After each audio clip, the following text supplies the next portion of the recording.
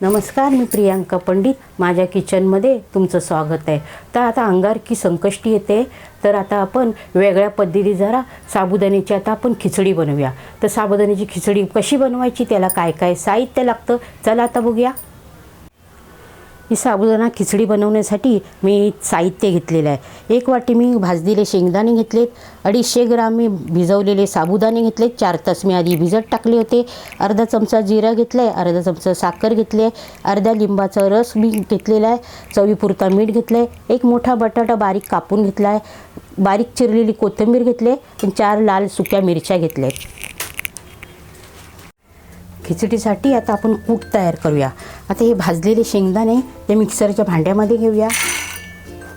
त्यात आता हे 4 मिरच्या आहेत सुक्या, त्या घालूया आणि हे बारीक आता जाडसर असं वाटून घेऊया. आता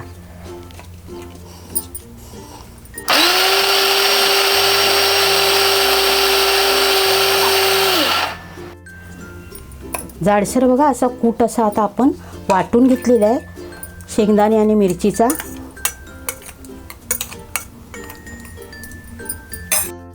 इथे खिचडी बनवण्यासाठी इथे गॅसवरती इथे मी लोखंडी कढई ठेवली आहे. तर त्यामध्ये आता तेल घालूया फोडणीसाठी. तेल बघा आता आपलं तापलं आहे, त्यात आता जिरं घालूया फोडणीला. जिरं चांगलं तडतडून द्यायचं आहे. जिरं तडतडलं आपलं, तर आता बटाटे घालूया त्यात कापलेले. बटाटे चांगले फ्राय करून घ्यायचे तेलामध्ये.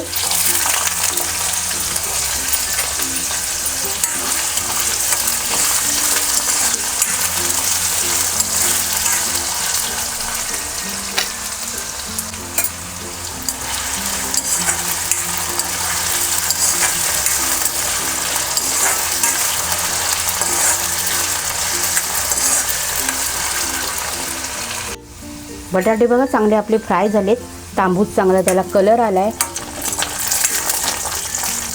शिजले पण आहे ते बघा. तर यात आता आपण साबुदाणे घालूया.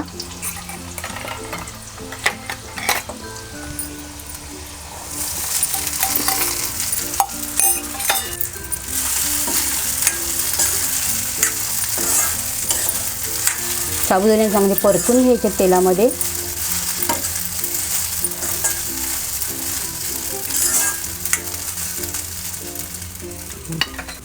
चवीपुरतं मीठ घालूया. शेंगदाण्याचा कूट बनवूया तो घालूया.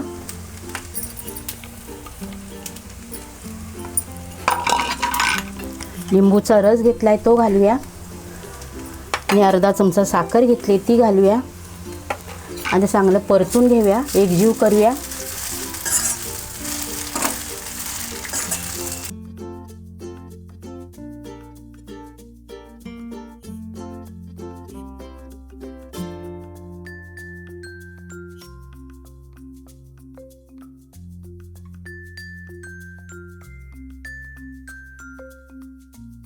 झाकण मारून याला आता 10 मिनिटात आपण शिजत ठेवूया. 10 मिनिटं झाली आहेत, झाकण उघडून बघूया आता आपली खिचडी कशी शिजली आहे ती. बघा छान अशी शिजली आहे, चांगली मऊसूत झाली आहे, बघू शकता तुम्ही. हे बघा, गॅस आता बंद करूया आणि वरून कोथिंबीर टाकूया. तुम्हाला चालत असेल उपासाला तर कोथिंबीर टाका, नाही टाकली तरी चालेल.